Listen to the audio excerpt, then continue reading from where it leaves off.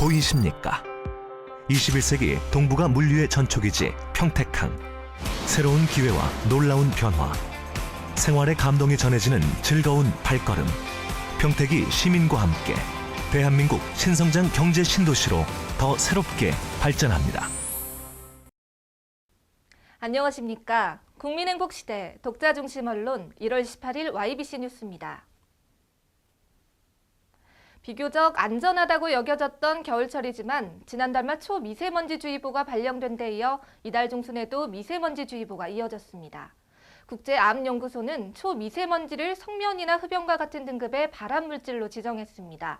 이에 경기도가 미세먼지와의 전쟁을 선포하고 초미세먼지 측정소를 확대하는 등 안심 사업을 추진합니다. 최근 들어 대기 중에 미세먼지 농도가 증가하고 있습니다. 초미세먼지는 머리카락 두께 30분의 1에서 200분의 1 수준으로 작아 코에서 걸러지지 않고 몸속 깊숙이 침투합니다.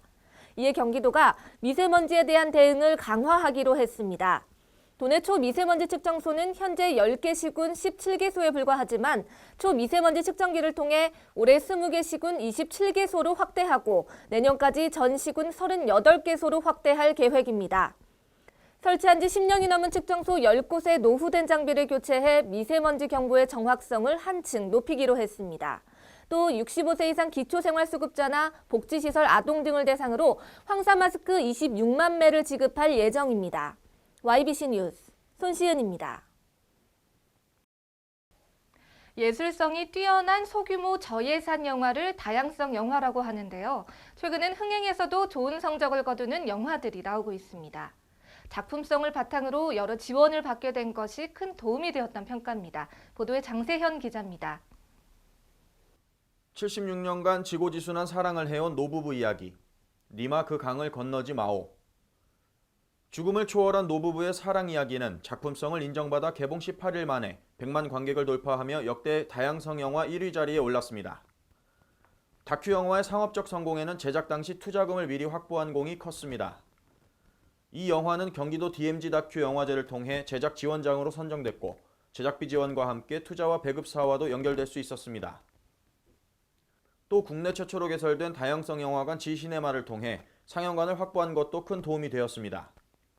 다양성 영화를 접하기 어려운 관객들에게 관람 기회를 제공해 흥행에 물꼬를 틀 수 있었다는 평가입니다.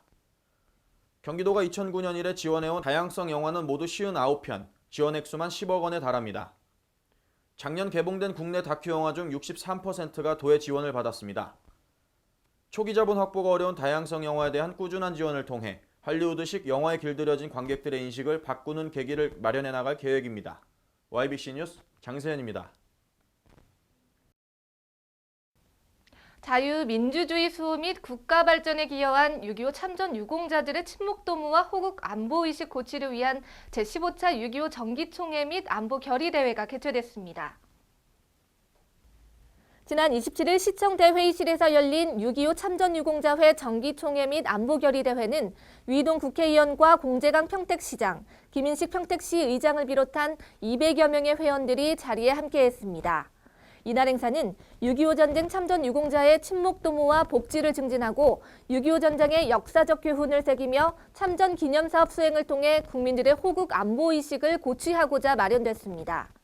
공재강 시장은 축사에서 전쟁을 경험하지 못한 젊은 세대들에게 애국정신과 안보의식을 공유할 수 있도록 올바른 6.25 전쟁 역사를 알리는 일이 무엇보다도 중요하다며 나라를 위해 헌신하신 분들이 예우와 존경을 받는 사회가 될 수 있도록 최선을 다하겠다고 말했습니다. YBC 뉴스 손시은입니다. 시민의 꿈을 키우는 동반자 제7대 오산시의회 제209회 임시회가 지난 20일부터 9일간의 일정으로 열렸습니다. 보도에 정영란 기자입니다.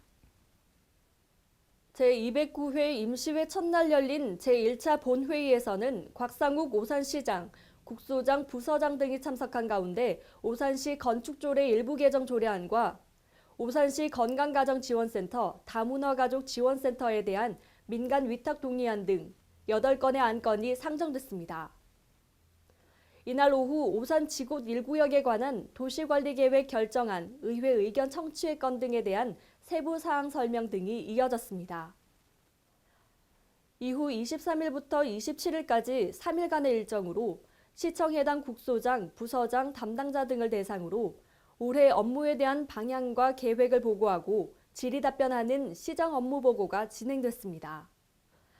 28일부터 29일 이틀간은 오산시 의회 행정사무감사 및 조사에 관한 조례 일부 개정 조례안과 오산시 시세 기본조례 일부 개정 조례안, 오산시 건축조례 일부 개정 조례안 등 총 9건에 대한 조례심사특별위원회가 열립니다. 제209회 오산시 의회 임시회는 30일 제2차 본회의를 끝으로 폐회됩니다. YBC 뉴스 정영란입니다. 평택시 서정동에서 교통사고가 나 12명의 인명피해가 났습니다. 또한 제주해양경비안전본부에서는 응급환자 발생 신고를 접수받고 헬기를 이용해 긴급 후송했습니다. 보도에 장세현 기자입니다. 지난 27일 오후 2시 30분경 평택시 서정동에서 교통사고가 발생했습니다. 청북에서 송탄역으로 운행 중이던 25인승 마을버스 운전자 최 씨는 단독으로 가로수와 가로등을 들이받았으며 경상자 12명의 인명피해를 냈습니다.